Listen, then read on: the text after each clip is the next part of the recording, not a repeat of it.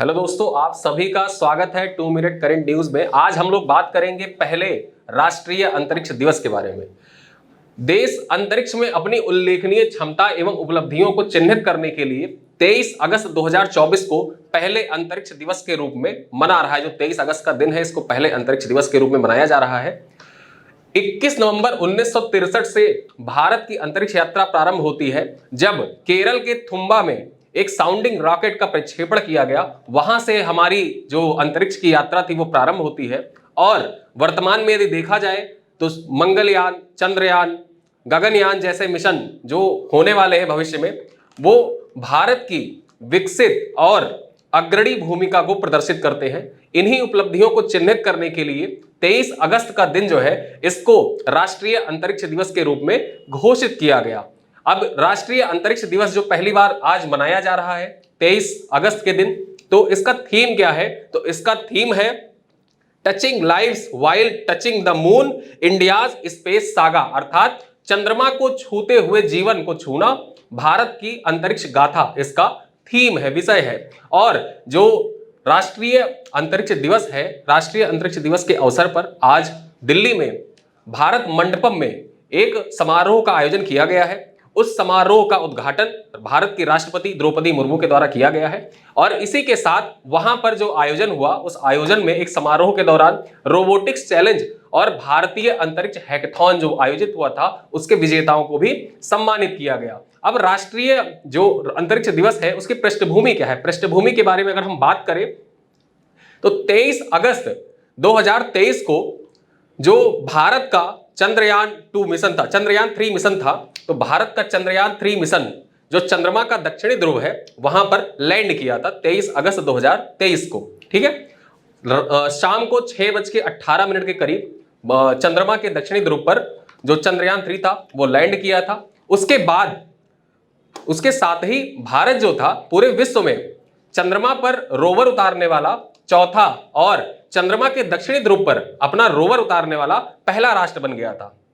ठीक है, इसी के साथ बात की जाए तो जो जहां पे लैंडर उतरा था, उस लैंडर उतरने वाले, जहां पे विक्रम लैंडर उतरा, उस लैंडर उतरने वाले स्थान को प्रधानमंत्री नरेंद्र मोदी के द्वारा शिव शक्ति पॉइंट का नाम दिया गया था। ठीक है, उसके बाद अगर हम बात करें चंद्रयान 3 मिशन के बारे में, तो चंद्रयान 3 मिशन 14 जुलाई 2023 को लॉन्च किया गया था, जो भारत के GSLV Mark 3 रॉकेट के द्वारा प्रक्षेपित किया गया था, जिसको बाहुबली रॉकेट के नाम से जाना जाता है। जिसका प्रमोशन कहां से हुआ था, कहां से लॉन्च किया गया था? तो श्रीहरिकोटा आंध्र प्रदेश से इसको लॉन्च किया गया था। इसके साथ में जो चंद्रयान 3 मिशन था, इस चंद्रयान 3 मिशन में एक लैंडर और एक रोवर को भी प्रक्षेपित किया गया था। जबकि अगर हम बात करें तो 2019 में जो चंद्रयान 2 मिशन था, चंद्रयान 2 मिशन था, उसमें एक ऑर्बिटर भी था साथ में। उस टाइम पे चंद्रयान 2 के समय पे एक लैंडर, एक रोवर और एक ऑर्बिटर था, लेकिन चंद्रयान 3 में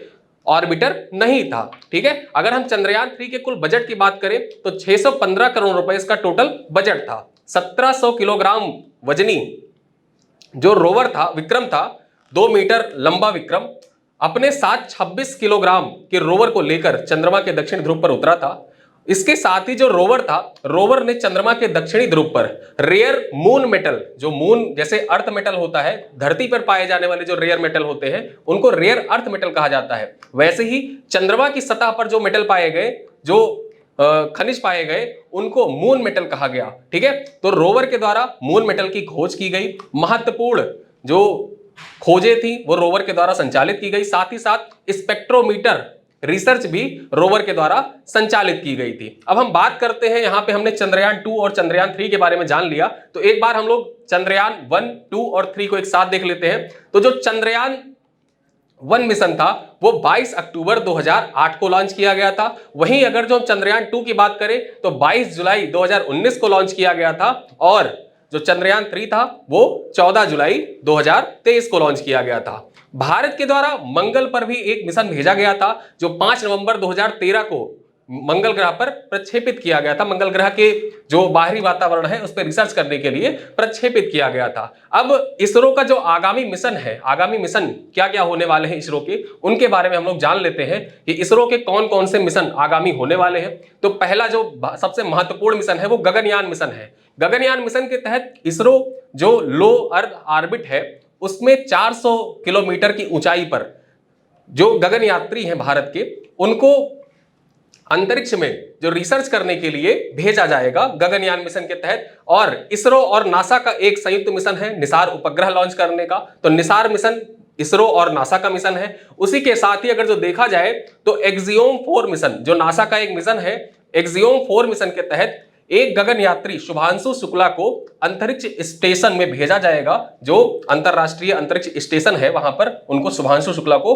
भेजा जाएगा, जिससे जो गगनयान मिशन भावी हमारा होने वाला है उसके लिए पर्याप्त जानकारियां प्राप्त की जा सके। 2030 तक भारत का लक्ष्य है कि मलबा रहित अंतरिक्ष प्रोग्राम, जो हम अंतरिक्ष तकनीकी हैं वो मलबा रहित हो जाए, यानी डेब्रिस फ्री हो जाए, उसका हमारा लक्ष्य है। 2035 तक इसरो अपना खुद का स्पेस स्टेशन लॉन्च करने का लक्ष्य निर्धारित किया है। साथ ही जो चंद्रयान 4 है वो जापान के सहयोग से इसरो लॉन्च करेगा। अब इसरो की स्थापना के बारे में जान लेते हैं कि इसरो, बार बार इसरो का जिक्र आ रहा है, तो इसरो की स्थापना तो अंतरिक्ष अनुसंधान गतिविधियों को बढ़ावा देने के लिए 1962 में परमाणु ऊर्जा विभाग के तहत इनको स्पार्क यानी कि भारतीय राष्ट्रीय अंतरिक्ष अनुसंधान समिति की स्थापना की गई थी। बाद में 15 अगस्त 1969 को इसरो, ठीक है, इसरो की स्थापना की गई। अगर जो वर्तमान में इसरो के अध्यक्ष देखें तो वर्तमान में इसरो के अध्यक्ष एस सोमनाथ है और इसरो का मुख्यालय बेंगलुरु में है। ठीक है, तो इसी के साथ आप सभी को राष्ट्रीय अंतरिक्ष दिवस की ढेर सारी शुभकामनाएं। मिलते हैं अगले वीडियो में, तब तक के लिए नमस्कार।